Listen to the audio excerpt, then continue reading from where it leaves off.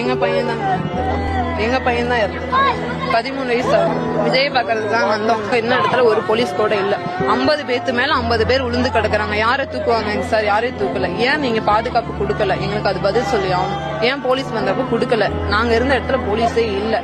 அப்ப ஏன் நீங்க கம்மியா கொடுத்தீங்க? இதுக்கெல்லாம் பதில் சொல்லி ஆகணும். நாங்க ஒவ்வொரு குடும்பமும் ஒவ்வொருத்தரை இழந்து போய் நின்றுட்டு இருக்கோம்.